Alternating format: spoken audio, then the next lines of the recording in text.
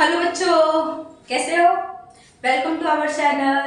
तो बच्चों, हम लोगों ने क्लास 9 का चैप्टर नंबर 5 स्टार्ट किया था, acid base and salt. Lecture number 1 हो चुका है। लेक्चर नंबर 1 में हमने क्या क्या डिस्कस किया है? एसिड्स क्या है, बेसिस क्या है, सॉल्ट्स क्या है, न्यूट्रलाइजेशन रिएक्शन क्या है, ये सब कुछ हम लोगों ने देख लिया हुआ है। ठीक है, इसके साथ साथ हम लोगों ने रेडिकल्स भी देखे थे। एसिडिक रेडिकल्स क्या थे, बेसिक रेडिकल्स क्या थे। नाउ आज के लेक्चर में हम लोग देखने वाले हैं आयनिक कंपाउंड्स। ठीक है, किसकी स्टडी करने वाले हैं? आयनिक कंपाउंड्स की। फर्स्ट टॉपिक हमारा क्या रहने वाला है? Ionic compound. ठीक है, now what are ionic compounds? ठीक है,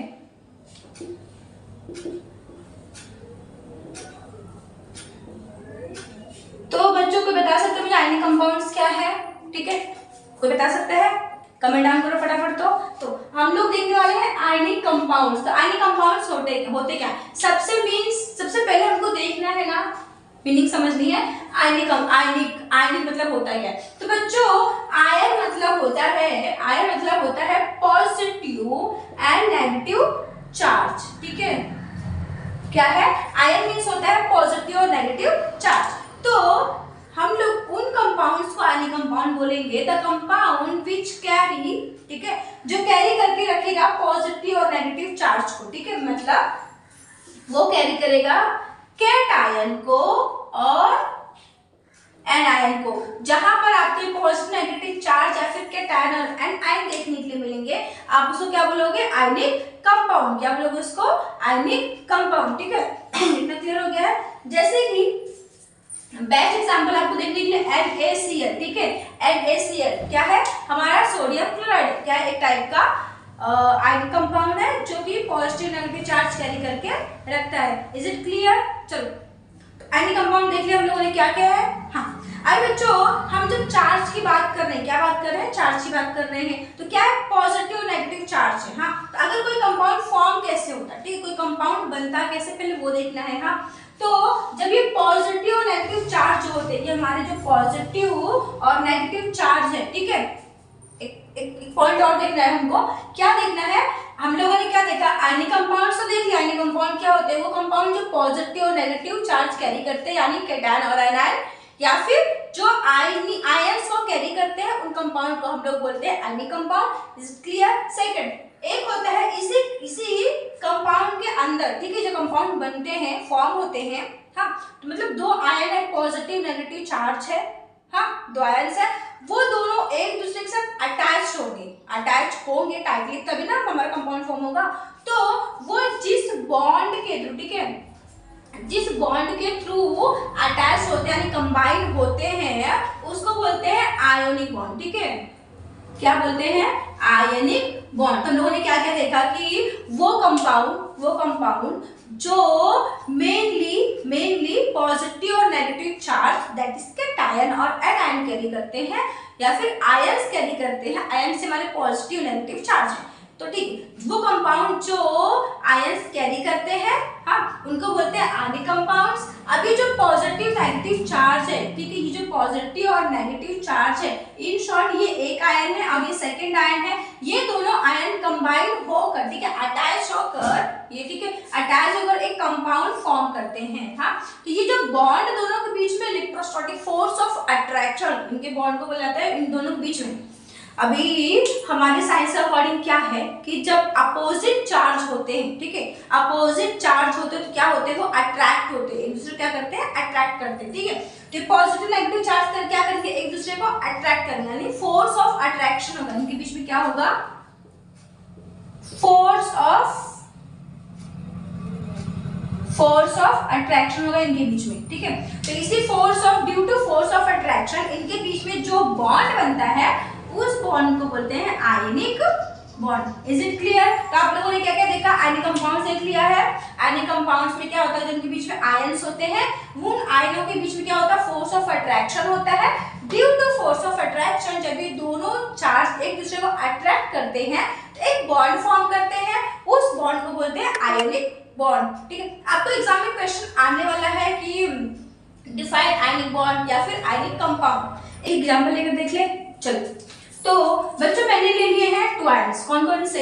एक मैं आयन ले लेती हूँ, ठीक है, एक मैंने आयन ले लिया है सोडियम का, और सेकंड आयन ले लिया है मैंने क्लोरीन का क्या लिया है, एक आयन ले लिया, आपके टेक्स्ट में भी एग्जांपल गिवन है, इसके लिए वो टॉपिक लिए, इसके लिए वो टॉपिक स्टार्ट किया मैंने, ताकि आपको वो पूरा पैराग्राफ रीड ना करना पड़े, आप ऐसे ही समझ जाओ। हाँ, तो क्या है, मैंने दो आयन ले लिया है, एक ले लिया क्या है सोडियम और एक ले लिया है क्लोरीन। ठीक है, चलो चलते हैं। तो क्या हो गया, सोडियम का एटॉमिक नंबर कितना है, सोडियम का एटॉमिक नंबर कितना है 11, दैट मींस पास कितने इलेक्ट्रॉन्स हैं, 11 इलेक्ट्रॉन्स हैं। क्लोरीन का कितना है 17, मतलब कितने उसके पास 17 इलेक्ट्रॉन्स हैं। हाँ, इनका शेल बनाएंगे। चलो, ये हो गया फर्स्ट, ये हो गया सेकेंड और ये हो गया थर्ड शेल। इलेक्ट्रॉन फिल कर दे सोडियम का 2 हो गए, 3, सेकेंड कैपेसिटी कितनी है 8 की, 8 इलेक्ट्रॉन फिल कर दिया, 1 2 3 4 5 6 7 8 इलेक्ट्रॉन्स हो गए हैं। अभी कितना है हमारे सोडियम का एटॉमिक नंबर कितना है, इलेक्ट्रॉन्स कितने हैं उसके पास 11 है। मैंने कितने फिल किए हैं 8 सेकेंड सेल में और 2 फर्स्ट सेल में, कितने हो गए टोटल हो गए हैं 10। मेरे पास कितना बचा है 1 किसमें आएगा, ये लास्ट शेल में आ जाएगा एक इलेक्ट्रॉन। ठीक है, चलो दूसरा सेकेंड क्लोरीन का देख लेते हैं। क्लोरीन का भी सेम रहेगा, फर्स्ट शेल में हो गए 2 इलेक्ट्रॉन, सेकेंड सेल की कैपेसिटी कितनी है 8 की है, 1 2 3 4 5 6 7 8 इलेक्ट्रॉन डाल दिया मैंने, कितने हो गए हैं 10, कितने हो गए हैं 10। थर्ड सेल में बचे कितने 7 इलेक्ट्रॉन बचेंगे, तो 7 के 7 इलेक्ट्रॉन किसमें आएंगे थर्ड सेल, 1 2 3 4 5 6 7 कितने हो गए 7 इलेक्ट्रॉन हो गए। ठीक है, अब मैंने बताया था आपको कि जो हमारा लास्ट, ठीक है, जो लास्ट शेल होता है ना, लास्ट शेल होता है उसमें जितने भी नंबर्स ऑफ इलेक्ट्रॉन्स होते हैं, जितने भी नंबर्स ऑफ इलेक्ट्रॉन होते हैं वो क्या होती है, उनकी वैलेंसी होती है। उनकी क्या होती है, वैलेंसी होती है, मतलब कितने और इलेक्ट्रॉन चाहिए उसको फुलफिल करने के लिए, स्टेबल होने के लिए। सिंपल सी बात है, जितने भी एलिमेंट्स हैं सबके सब ट्राई करते हैं, जितने भी ऑर्बिट्स हैं सारे के सारे एटम ट्राई करते हैं कि उनके ऑर्बिट्स कैसे हो जाए, स्टेबल हो जाए, ताकि वो किसी रिएक्शन में पार्टिसिपेट ना कर सके। इसके लिए हमारा जो केमिकल रिएक्शन है वो होता है, परफॉर्म होता है। ठीक है, तो हमारा जो सोडियम है उसके लास्ट ऑर्बिट में कितने, ऑर्बिट की कैपेसिटी कितनी है 8 की है, ऑर्बिट की कैपेसिटी कितनी है 8 है। ठीक है, बट एक शेल में इलेक्ट्रॉन्स कितने हैं 1, और कितने इलेक्ट्रॉन चाहिए इसको 7 इलेक्ट्रॉन की जरूरत है। कितने इलेक्ट्रॉन की जरूरत है 7 इलेक्ट्रॉन की जरूरत है इसको सोडियम को। ठीक है, ये हमारा क्लोरीन है। ये क्या है, क्लोरीन का हमारा ये स्ट्रक्चर है। क्लोरीन में क्या हो गया, टोटल कितने हैं 17 इलेक्ट्रॉन है। ठीक है, हम लोगों ने कितना फिल किया है 17 को फिल कर दिया है। लास्ट ऑर्बिट में या फिर लास्ट शेल में कितने नंबर ऑफ इलेक्ट्रॉन है 7 है। इसको और कितनी नीड है, मतलब कितनी जरूरत है, 1 इलेक्ट्रॉन की जरूरत है, करेक्ट। इसको कितनी जरूरत है 7 इलेक्ट्रॉन की जरूरत है, इसको कितनी है बस 1 इलेक्ट्रॉन चाहिए।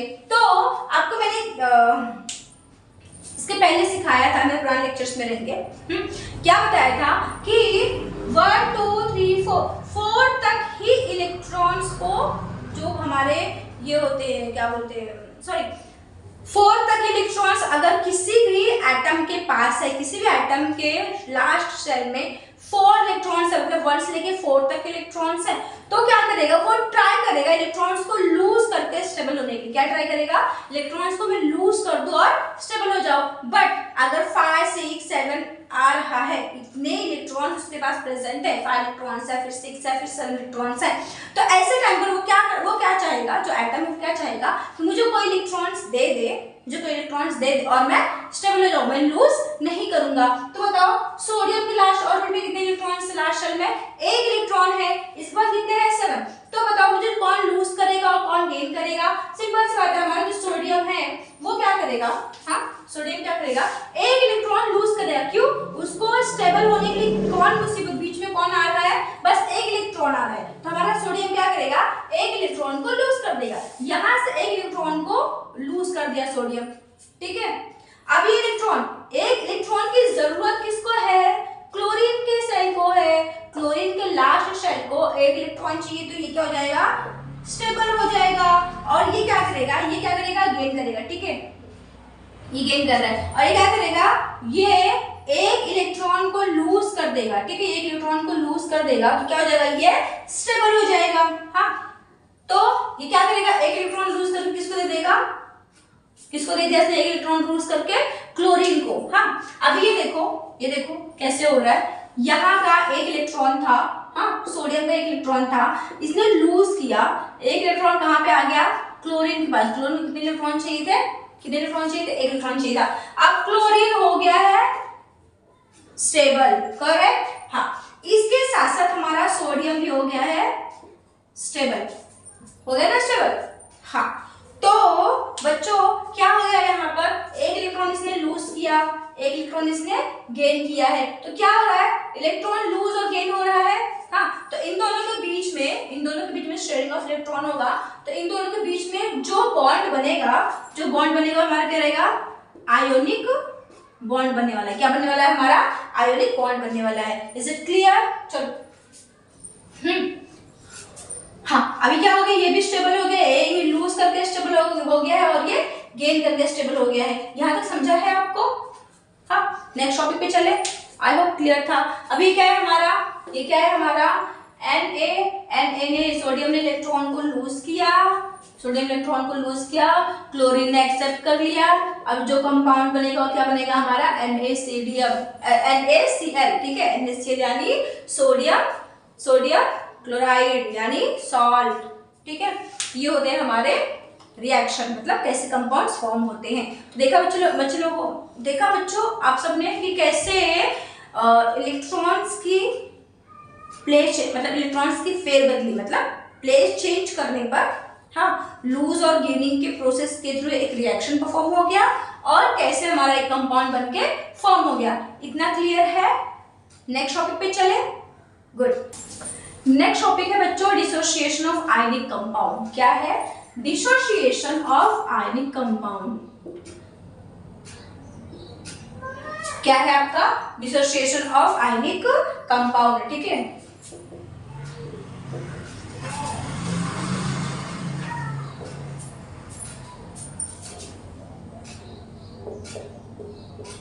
चलो, डिसोसिएशन मतलब होता क्या है वो देख लेते हैं पहले। तो सबसे पहले आपको देखना डिसोसिएशन क्या होता है। हाँ, डिसोसिएट करना मतलब सेपरेट करना, ठीक है। डिसोसिएट करना मतलब सेपरेट हो जाना। कौन सेपरेट होगा? आयनिक कंपाउंड होंगे। क्या होगा? Ionic compound. जैसे कि हम लोगों ने अभी क्या बनाया है, एक कंपाउंड बनाया ना, सोडियम क्लोराइड, ठीक है। सोडियम क्लोराइड एक कंपाउंड बनाया था, जस्ट अभी बनाया था कुछ सेकंड पहले। तो इसे कोई डिसोसिएट कर दो। डिसोसिएट करने के लिए क्या चाहिए आपको? सॉल्वेंट चाहिए। तो सॉल्वेंट में क्या ले लिया है? वाटर। क्या ले लिया मैंने? वाटर। हाँ, समझिए आपका बीकर है। इसमें क्या था मेरा? NaCl था, यानी सोडियम क्लोराइड था। हाँ, अब क्या हो गया, इसमें मैंने एडिशन कर दिया वाटर का। अब क्या होगा, इसके अंदर जब वाटर आएगा, वाटर आएगा हमारे इस सोडियम क्लोराइड के पास बीकर में, तो क्या होगा, वाटर के मॉलिक्यूल्स ये जो NaCl के बीच में जो आयनिक बॉन्ड है ना, आयनिक बॉन्ड क्या करेगा, ये इसको ब्रेक कर देगा, मतलब तोड़ देगा। डिसोसिएट कर देना। हाँ, तोड़ देगा तो क्या हो जाएगा, तोड़ दिया, ब्रेक कर दिया। अब क्या हो जाएगा, जो हमारे आयंस थे, ठीक है, यहाँ पे क्या है, वाटर है, कौन है? H2 मॉलिक्यूल्स है, H2 के मॉलिक्यूल्स है। अभी जो हमारा NaCl सोडियम क्लोराइड के मॉलिक्यूल्स थे वो कैसे हो जाएंगे? ऐसे, ठीक है, ऐसे हो गए, ब्रेक हो गए ना, क्या हो गया? सेपरेट हो गया है। हाँ, तो डिसोसिएशन ये होता है। डिसोसिएशन का एग्जैक्ट मीनिंग होता है कि कोई भी अगर आयनिक कंपाउंड है, उसको हम लोग सॉल्वेंट डाल रहे हैं, तो क्या करेगा, उसके जो आयंस हैं, मींस जो पॉजिटिव नेगेटिव चार्ज केटायन और एनायन है, जो आयंस है, उनको सेपरेट कर देगा, ठीक है। डिसॉल्व करना, डिसोसिएट करना, दोनों में डिफरेंस होता है। डिसॉल्व करना मतलब उसके कुछ भी पार्टिकल्स नहीं बचेंगे, कंप्लीटली वाटर के साथ मिक्स हो जाएगा, उसको बोलते हैं डिसॉल्व होना। हाँ, और डिसोसिएट होना मतलब बस वो सेपरेट हो जाएंगे, जो उनके बीच में बॉन्ड रहेगा, जो कंपाउंड है, कंपाउंड के बीच का जो बॉन्ड है वो ब्रेक हो जाएगा, जो कंप्लीट कंपाउंड वो सेपरेट हो जाएंगे अपने आयंस के साथ, उसको बोलते हैं डिसोसिएशन। Is it clear? यहाँ तक क्लियर है आपको? नेक्स्ट टॉपिक पे चले। जो आपका नेक्स्ट टॉपिक है आर्हेनियस थियरी। हाँ, अभी बहुत सारे साइंटिस्ट आएंगे, आपको एक नई नई थ्योरी देंगे, उसी के अकॉर्डिंग आपको आपके क्लास 9 के इस चैप्टर में पढ़ना है। 2 थ्योरी पढ़नी है और दोनों थ्योरी को देने वाले कौन है? अर्हेनियस है। ठीक है, तो देख लेते हैं अकॉर्डिंग टू अर्हेनियस थ्योरी। ठीक है, अर्हेनियस थ्योरी देखनी है। हाँ, अकॉर्डिंग टू अर्हेनियस थ्योरी आपको देखना है एसिड, मतलब अर्हेनियस थ्योरी के अकॉर्डिंग एसिड्स किसको बोलते हैं। हाँ, तो अकॉर्डिंग टू अर्हेनियस थ्योरी अगर कोई सब्सटेंस है, हाँ अगर कोई सब्सटेंस है उसको सॉल्वेंट में मैं डिसॉल्व कर रही हूँ। हाँ, कोई any substance dissolve in solvent, हाँ, they produce mainly H plus ion. हाँ, अगर कोई सॉल्वेंट मेरे पास है उसको मैं डिसॉल्व कर रही हूँ सॉल्वेंट के साथ, तो वो मेनली क्या देगा मुझे? वो मेनली प्रोड्यूस करेगा H प्लस आयन। क्या प्रोड्यूस करेगा? H plus ions. उनको बोलते हैं हम लोग, हाँ उनको बोलते हैं हम लोग एसिड्स। मतलब अर्हेनियस थ्योरी के अकॉर्डिंग एसिड्स क्या थे? अकॉर्डिंग टू अर्हेनियस थ्योरी एसिड क्या है? तो अर्हेनियस थ्योरी के अकॉर्डिंग एसिड क्या है? वो सब्सटेंस जो सॉल्वेंट में डिसॉल्व होने के बाद H प्लस आयन प्रोड्यूस करेंगे। क्या करेंगे? H प्लस आयन प्रोड्यूस करेंगे। उनको हम लोग बोलते हैं अर्हेनियस थ्योरी के अकॉर्डिंग उनको बोलते हैं एसिड्स। ठीक है, तो बेस्ट एग्जांपल आपको यहाँ पर गिवन है, आपके टेक्स्ट में मिलेगा हाइड्रोक्लोरिक एसिड, ठीक है, सल्फ्यूरिक एसिड, H2SO4 हो गया, HCl हो गया, ये सब के सब क्या है हमारे अर्हेनियस थ्योरी के अकॉर्डिंग, ये सब के सब क्या है हमारे एसिड्स है। हाँ, एक इसको सॉल्व करके देख लेते हैं। देखो, जैसे कि मैंने लिया बच्चों, हाँ मैंने लिया है HCl। क्या लिया है? HCl। अभी HCl को मैं ब्रेक करूंगी किसके प्रेजेंस में? H2O के प्रेजेंस में। मैंने क्या किया है? HCl को ब्रेक कर दिया है, वाटर डाल दिया, उसको डिसोशिएट कर दिया। क्या कर दिया? उसको डिसोशिएट कर दिया। अब होगा क्या?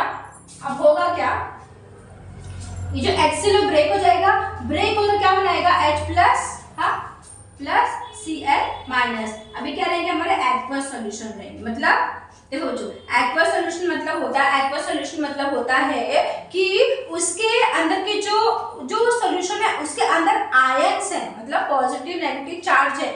जब कोई सॉल्यूशन पॉजिटिव और नेगेटिव चार्ज को कैरी करता है, मैंने सॉल्यूशन बोला है नॉट कंपाउंड, ठीक है। जब कोई सॉल्यूशन पॉजिटिव नेगेटिव चार्ज, मतलब पहले क्या था, वो सॉल्वेंट था, मैंने आयनिक कंपाउंड डाला, उसके चार्ज ब्रेक हो गए, ठीक है, कंपाउंड ब्रेक हो गया। अब क्या है? पॉजिटिव और नेगेटिव चार्ज, यानी दोनों जो आयंस थे वो सेपरेट हो गए, सेपरेट होकर सॉल्यूशन में इधर उधर घूम रहे हैं, उनको बोलते हैं एक्वस सॉल्यूशन, ठीक है। तो हमारे अर्हेनियस थ्योरी के अकॉर्डिंग क्या है कि एसिड उनको बोला जाता है। एसिड्स क्या है? कोई बोलते ना एसिड्स क्या है, बताओ व्हाट आर एसिड्स।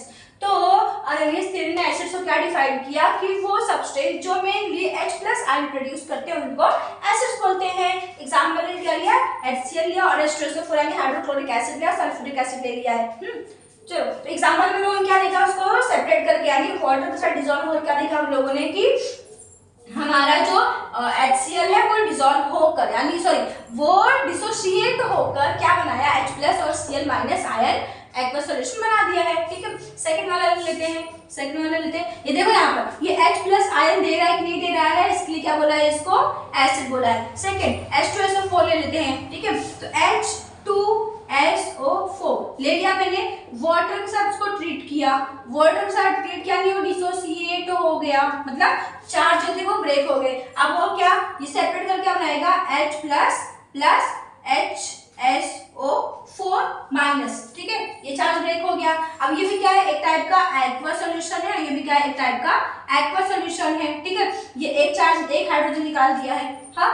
अभी भी इसके पास क्या, एक हाइड्रोजन प्रेजेंट है, तो क्या होगा, वापस इसको ट्रीट करेंगे। कब तक करेंगे, जब तक हाइड्रोजन कंप्लीटली ब्रेक नहीं हो जाता है। तो क्या हो जाएगा, HSO4 माइनस को क्या करेंगे, वापस H2O के साथ ट्रीट करेंगे, वापस डिसोसिएट करेंगे। आफ्टर डिसोसिएशन क्या होगा, वापस H प्लस SO4 2 माइनस, हाँ ये क्या हो गया है, वापस एक्वस सोल्यूशन लिए, हाँ डिसोसिएट होगा कि नहीं हो गया है, हो गया ना। तो इजी था।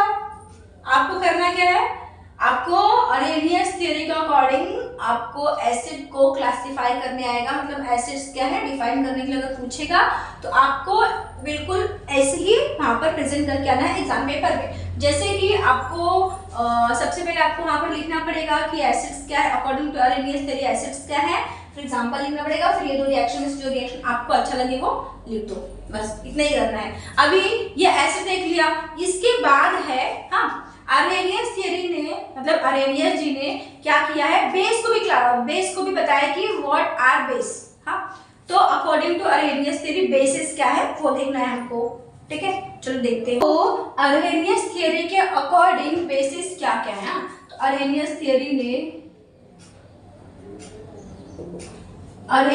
ने ठीक है, अरेनियस थ्योरी ने मतलब अरेनियस जी ने बेस को कैसे बताया वो देख लेते हैं। तो जैसे एसिड को बताया है वैसे उन्होंने बेस को बताया है। क्या बोला है कि जब कोई सब्सटेंस किसी सॉल्वेंट के साथ ट्रीट होता है, मतलब किसी सॉल्वेंट में डिसॉल्व करते हैं तो क्या करेगा वो mainly OH minus ion produce करेगा। क्या करेगा, मेनली वो OH माइनस आयन प्रोड्यूस करेगा। उनको बोलते हैं हम लोग, उनको बोलते हैं बेसिस। क्या बोलते हैं उनको, बेसिस। हाँ तो according to Arrhenius theory when substance dissolve in solvent, हाँ जब किसी सब्सटेंस को सॉल्वेंट में डिसॉल्व करते हैं तो वो मेनली प्रोड्यूस करता है OH माइनस आयन। जो OH माइनस आयन प्रोड्यूस करेगा उसको हम लोग बोलते हैं बेसिस। तो अरेनियस थ्योरी ने एसिड के बारे में क्या बताया था कि वो सब्सटेंस जो H प्लस आयन प्रोड्यूस करते हैं उनको हम लोग एसिड्स बोलते हैं। सिमिलरली उन्होंने क्या बताया कि वो सब्सटेंस जो OH माइनस आयन प्रोड्यूस करते हैं सॉल्वेंट में डिसॉल्व होने के बाद उनको हम लोग बोलते हैं बेसिस, ठीक है। तो बेसिस के लिए उन्होंने क्या बोला है, बेसिस के लिए बेस्ट एग्जांपल दिया है, क्या एग्जांपल दिया है, NaOH यानी सोडियम हाइड्रोक्साइड। क्या है, सोडियम हाइड्रोक्साइड। ये हो गया एक एग्जांपल। सेकंड एग्जांपल हम लोग ले लेते हैं, ठीक है, सेकंड एग्जांपल हम लोग ले लेते हैं कैल्शियम हाइड्रोक्साइड। हाँ क्या लेते हैं, कैल्शियम हाइड्रोक्साइड। क्या क्या लिया है, सोडियम हाइड्रोक्साइड ले लिया और कैल्शियम हाइड्रोक्साइड ले लिया। क्या बेस्ट एग्जांपल से हमारे बेसिस के। अब इनको हम लोग डिसोसिएट करते हैं और देखते हैं कि OH माइनस आयन प्रोड्यूस कर रहे हैं कि नहीं कर रहे हैं। फर्स्ट क्या है हमारा, फर्स्ट गिवन है NaOH means sodium hydroxide. Water के साथ में ट्रीट करूंगी तो क्या होगा, ये डिसोसिएट होगा, बराबर। आफ्टर डिसोसिएशन क्या देगा ये, Na plus plus plus plus plus plus OH minus. देखो आप लोगों ने देखा बच्चों यहाँ पर क्या किया है, OH माइनस प्रोड्यूस कर रहा है कि नहीं कर रहा है, कर रहा है ना। हाँ OH माइनस प्रोड्यूस कर रहा है, इसका मतलब क्या है, बेसिस है। ऐसा मैं नहीं बोल रहा, ऐसा अरेनियस जी बोल रहे हैं। चलो नेक्स्ट क्या है हमारा है, सेकंड क्या एग्जांपल है, सेकंड है कैल्शियम कार्बोनेट, ठीक है। हाँ क्या करो, वाटर के साथ ट्रीट कर दो, कर दिया, मतलब डिसोसिएट हो गए अब ये। हाँ अब क्या प्रोड्यूस करेंगी ये, Ca2, ठीक है, Ca2 plus plus 2 molecules of OH ion produce कर देंगे। तो क्या देखा यहाँ पर, OH आयन प्रोड्यूस कर रहे हैं कि नहीं कर रहे हैं। हाँ तो ये भी क्या है, एक टाइप का बेस है। क्लियर है, डाउट नहीं है ना बच्चों? अगर डाउट आता है please comment down in comment section. और मेरे टीचिंग क्या इंप्रूवमेंट चाहिए आप सबको वही बताते रहो। चलिए नेक्स्ट टॉपिक की ओर चलते हैं। देख लिया अरेनियस थ्योरी का अकॉर्डिंग एसिड्स क्या है वो देख लिया, बेसिस क्या है वो देख लिया। हाँ अब हम लोग क्लासिफाई करेंगे एसिड्स एंड बेसिस को। क्या करेंगे, एसिड एंड बेसिस को क्लासिफाई करेंगे। लेट्स सी क्या क्या देखना है हम लोगों को, क्लासिफिकेशन ऑफ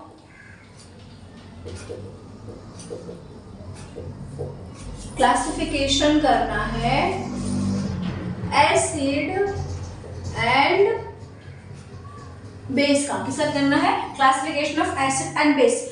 तो बच्चों जब क्लासीफाई करते हैं तो हमको क्या मिलते हैं, कुछ टाइप्स मिलते हैं एसिड और बेस के। जैसे कि क्लासिफिकेशन करने के बाद आपको फर्स्ट मिलेगा, ठीक है, फर्स्ट मिलेगा आपको स्ट्रॉन्ग एसिड, ठीक है। स्ट्रॉन्ग एसिड्स क्या है, तो सबसे पहले बताना रहेगा स्ट्रॉन्ग एसिड्स क्या है बताओ। तो स्ट्रॉन्ग एसिड का डेफिनेशन टेक्स्ट बुक में प्रॉपर्ली टेक्स्ट में डेफिनेशंस गिवन है, आप वहां से रिफर कर लीजिए, मैं आपको बस एक्सप्लेन कर रही हूँ। हाँ, तो स्ट्रॉन्ग एसिड्स क्या है कि जब किसी एसिड को, हाँ, जब किसी एसिड को या फिर किसी सब्सटेंस को मैं सॉल्वेंट में डिसॉल्व कर रही हूँ, क्या कर रही हूँ, सॉल्वेंट में डाल रही हूँ, तो क्या होगा, डिसॉल्व नहीं होगा, यहाँ पर डिसोसिएशन आएगा। तो क्या होगा, जब कोई सब्सटेंस है उसको मैं सॉल्वेंट में डिसोसिएट कर रही हूँ तो उसका डिसोसिएशन, सॉल्वेंट में जब मैं डाल रही हूँ तो उसका डिसोसिएशन कंप्लीटली हो जाएगा, क्या हो जाएगा, कंप्लीट डिसोसिएशन हो जाएगा। उनको बोलते हैं हम लोग स्ट्रॉन्ग एसिड्स, क्या बोलते हैं, स्ट्रॉन्ग एसिड्स। क्या होगा यहाँ पर, कंप्लीटली डिसोशिएट, क्या होगा, जो हमारा सब्सटेंस है वो कंप्लीटली डिसोशिएट हो जाएगा, मतलब जैसे उसके जितने भी चार्ज थे, हाँ, जितने भी पॉजिटिव नेगेटिव चार्ज थे वो सॉल्वेंट में डिसॉल्व होने के बाद कंप्लीटली सेपरेट हो गए, कुछ भी पार्टिकल नहीं बचा है, हाँ, कुछ भी कंपाउंड में नहीं बचा है, कंप्लीटली डिसोशिएट हो गया है, उसको बोलते हैं हम लोग स्ट्रॉन्ग एसिड्स। क्या बोलते हैं, स्ट्रॉन्ग एसिड्स। जैसे कि एग्जांपल लाइक HCl हो गया है, हाँ, HBr हो गया है, और इसके साथ आप ले सकते हो सल्फ्यूरिक एसिड हो गया है, H2SO4, ये सब के सब क्या है, स्ट्रॉन्ग एसिड्स हैं। क्या है, ये सब के सब क्या है, स्ट्रॉन्ग एसिड्स हैं। हाँ, HNO3 भी ले सकते हो। हाँ, फिर सेकंड टॉपिक आता है बच्चों आपके लिए, सेकंड टॉपिक है वीक। हाँ, स्ट्रॉन्ग एसिड्स देख लिया, अब मुझे बताओ वीक एसिड्स क्या है। तो स्ट्रॉन्गली डेफिनेशन क्या था हमारा कि जब किसी सब्सटेंस को सॉल्वेंट में डिसॉल्व करते हैं कंप्लीटली डिसोसिएट हो जाते हैं, ठीक है, तो वीकली क्या हो जाएगा, उसका अपोजिट, जब कंप्लीटली डिसोसिएट नहीं होते हैं, नॉट डिसोसिएट कंप्लीटली, क्या आएगा, नॉट डिसोसिएट कंप्लीटली, क्या कंप्लीटली डिसोसिएट नहीं होगा तो उन एसिड्स को हम बोलते हैं वीक एसिड्स। मेरे पास कोई एसिड है, सॉल्वेंट में डाला मैंने, आफ्टर, हाँ, मतलब सॉल्वेंट में डालने के बाद आफ्टर दिस अगर वो उसके जो आयंस है वो सेपरेट हो जाते हैं, हाँ, कंप्लीटली वो डिसोसिएट हो जाता है तो उसको बोलते हैं स्ट्रॉन्ग। अगर वो कंप्लीटली डिसोसिएट नहीं होता है, कुछ पार्टिकल्स रह जाते हैं उसके डिसोसिएशन के लिए, हाँ, तो उसको बोलते हैं वीक। इतना क्लियर है। एग्जाम्पल है, हाँ, एसिटिक एसिड CH3COOH, क्या है, एसिटिक एसिड, बेस्ट एग्जाम्पल है आपका वीक एसिड का, ठीक है। एसिड को क्लासिफाई कर दिया, एसिड्स हो गए, नाउ टाइम फॉर बेसिस, ठीक है, बेस को क्लासिफाई करते हैं। तो ये हो गए सारे टॉपिक किसके हैं, एसिड के हैं। हम लोगों ने क्या किया है, एसिड को क्लासिफाई किया है। अब करते हैं बेसिस को। तो अकॉर्डिंग टू, हाँ, दिस क्लासिफिकेशन सिमिलरली जैसे strong acid and strong acids and weak acids होते हैं, सिमिलरली स्ट्रॉन्ग बेसिस और वीक बेसिस भी होते हैं। जैसे कि एग्जांपल लेते हैं, ठीक है, स्ट्रॉन्ग बेस। अब ये स्ट्रॉन्ग बेसिस क्या होगा, सेम डेफिनेशन रहेगा कि जब किसी बेस को सॉल्वेंट के साथ ट्रीट करते हैं और वो कंप्लीटली डिसोसिएट हो जाता है तो उनको बोलते हैं हम लोग स्ट्रॉन्ग बेसिस। हाँ, क्या बोलते हैं उनको, स्ट्रॉन्ग बेसिस बोलते हैं। क्या आएगा इसका भी आएगा, कंप्लीट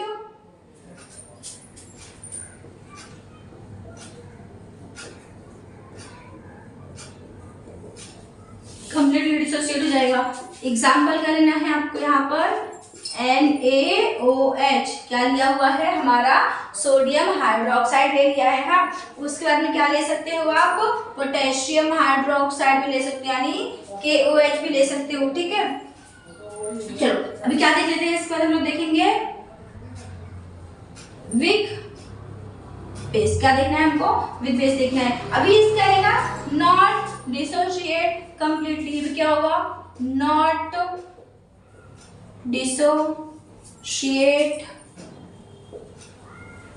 कंप्लीटली। हाँ, क्या करें, कंप्लीटली डिसोशिएट नहीं होगा। एग्जाम्पल, ठीक है, इसका भी एग्जाम्पल आप ले लो। इसका एग्जाम्पल है अमोनिया, NH3, बेस्ट एग्जाम्पल है अमोनिया। अमोनिया भी कंप्लीटली डिसोशिएट नहीं होते, कुछ पार्टिकल्स रह जाते हैं हमारे सॉल्वेंट के अंदर। इसके बाद एक लास्ट टॉपिक है आपका, वो देख लेते हैं, साइड में देख लेते हैं, ज्यादा नहीं है। क्या है अल्कलाई, ठीक है। अल्कलाई क्या है, अल्कलाई एक लास्ट टॉपिक आपको बचता है। तो अल्कलाई मीन्स होता क्या है, ये वो बेसिस है। अल्कलाई भी, ये भी क्या है, एक टाइप का बेस ही है। हाँ, लेकिन हाँ, ये कैसा बेस है पता है, ये हाईली डिसॉल्व इन वाटर है, मतलब इजीली वाटर के अंदर डिसॉल्व जाता है। क्या है ये, हाईली डिसॉल्व इन वाटर, मतलब इजिली वाटर के अंदर डिसॉल्व हो जाता है। इसको बोलते हैं, ठीक है, इसको बोलते हैं अल्कलाई। वो बेसिस जो वाटर के अंदर इजिली डिसॉल्व हो जाते हैं, यानी सॉल्वेंट के अंदर इजिली डिसॉल्व हो जाते हैं, उनको बोलते हैं अल्कलाई। एग्जाम्पल के लिए आप ले सकते हो, ठीक है, जितने भी आपके बेसिस NaOH हो गया, KOH हो गया, NH3 हो गया, यानी हमारा अमोनिया भी हो गया है, सोडियम हाइड्रोक्साइड भी हो गया, पोटेशियम हाइड्रोक्साइड भी हो गया है। अब हम लोगों ने क्या क्या देखा, जो हमारा सोडियम हाइड्रोक्साइड, पोटेशियम हाइड्रोक्साइड दोनों क्या है, स्ट्रॉन्ग बेसिस है, और ये क्या है, वीक बेसिस है, मतलब अमोनिया क्या हमारा वीक बेस है। तो ये अल्कलाई क्या बोलता है कि जो वाटर के अंदर इजीली डिसॉल्व हो जाए, मतलब ये सब, ये जो हमारे स्ट्रॉन्ग बेस और वीक बेस है, ये जो एग्जांपल मैंने लिया है, ये तीनों क्या है, वाटर में इजीली डिसॉल्व हो जाते हैं, डिसोशिएट हो जाते हैं।